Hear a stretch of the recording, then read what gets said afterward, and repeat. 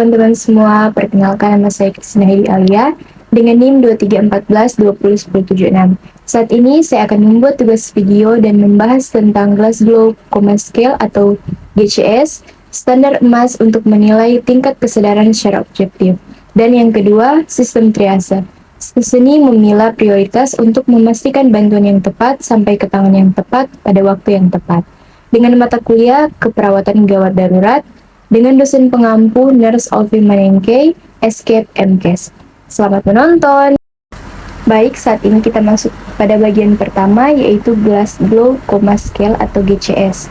Jadi GCS ini adalah skala yang digunakan untuk menilai tingkat kesadaran pasien secara objektif melalui 3 parameter. Yang pertama, mata atau A, bicara atau verbal, dan gerakan atau motorik.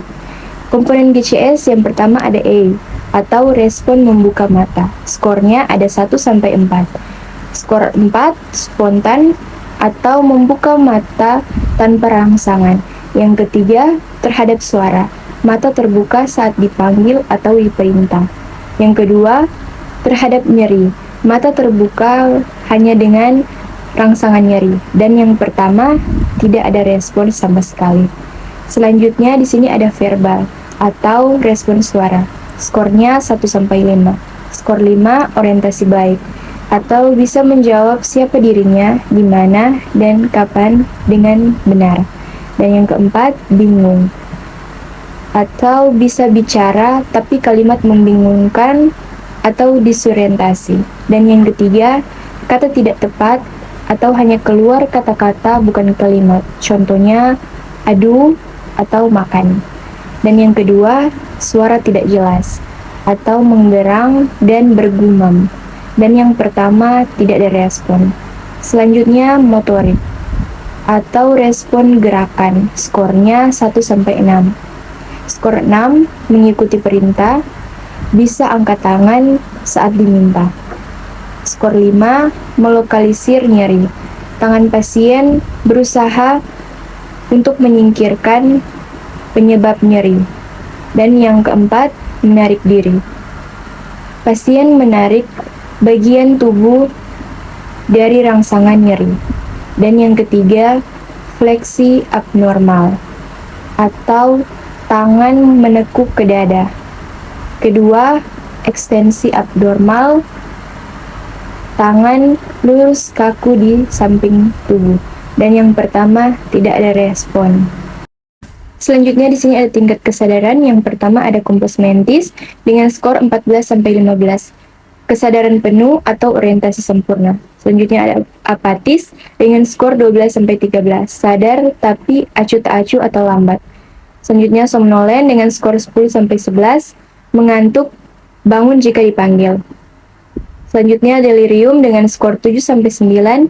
Gelisah, kacau dan disorientasi. Selanjutnya ada sopor dengan skor 4-6, hanya bangun dengan rangsangan nyeri yang kuat. Selanjutnya koma dengan skor 3, tidak ada respon sama sekali.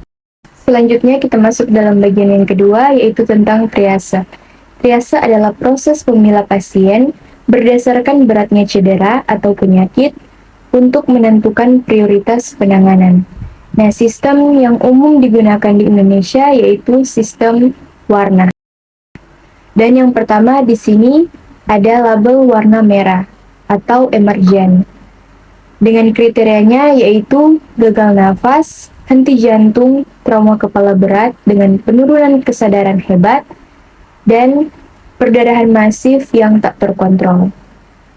Dengan kondisinya yaitu gawat darurat, pasien mengancam nyawa dan butuh tindakan segera dalam hitungan detik atau menit.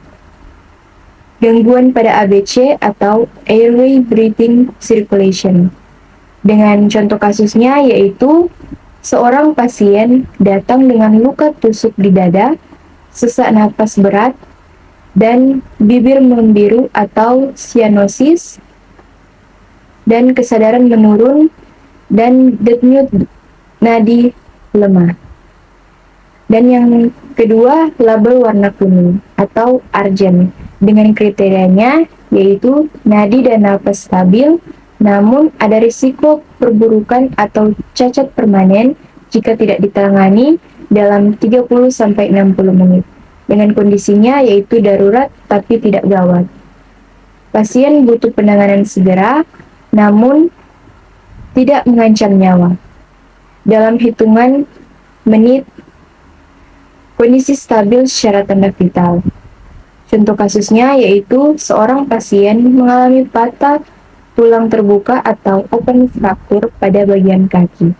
Terjadi perdarahan yang bisa dikontrol dengan balut tekan. Pasien sadar penuh dan nyeri yang hebat. Selanjutnya di sini ada label warna hijau atau non-urgent. Dengan kriterianya yaitu penyakit ringan, cedera minor, atau kondisi kronis yang tidak akut. Dengan kondisinya yaitu tidak gawat dan tidak darurat. Pasien mengalami cedera ringan yang penanganannya bisa ditunda. Nah, biasanya dalam hitungan jam. Contoh kasusnya yaitu seorang pasien datang dengan luka lecet akibat jatuh dari motor atau pasien dengan demam tinggi 38 derajat Celcius, namun masih bisa berjalan dan berkomunikasi dengan baik. Selanjutnya di sini ada label warna hitam atau meninggal. Dengan kriterianya meninggal saat tiba atau cedera yang sangat tidak memungkinkan untuk selamat meski dengan resusitasi atau biasanya pada bencana massal. Dengan kondisinya, pasien datang dalam keadaan sudah meninggal dunia atau mengalami cedera yang sangat berat sehingga harapan hidupnya nol pada situasi bencana. Contoh kasusnya yaitu korban kecelakaan lalu lintas dengan cedera kepala berat dan sudah tidak ada denyut nadi serta napas saat tiba di IGD.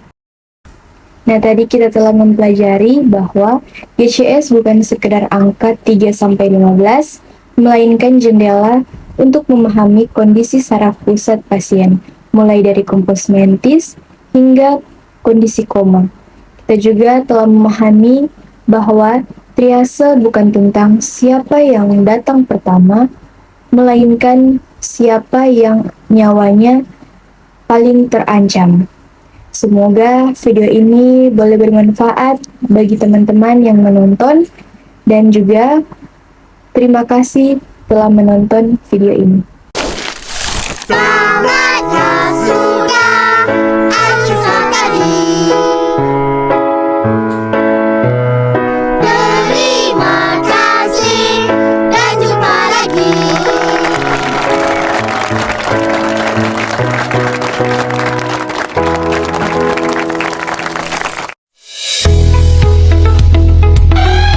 Jangan di-skip. Hai Colombians, pernah lihat garis seperti ini di rumah sakit? Ternyata garis-garis ini ada artinya loh.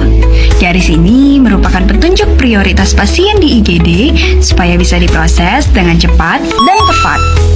Prioritas pertama, warna merah, dengan kondisi pasien mengancam nyawa, mengalami masalah pada airway, breathing, dan circulation, contohnya serangan jantung, penurunan kesadaran, dan asma akut.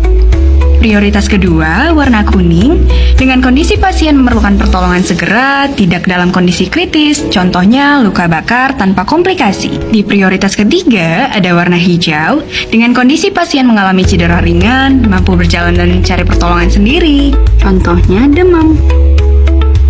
Selanjutnya, prioritas 0, warna hitam dengan kondisi pasien tidak ada respon pada segala rangsangan, tidak ada aktivitas jantung, pasien dengan kondisi kritis tapi sulit untuk diselamatkan nyawanya.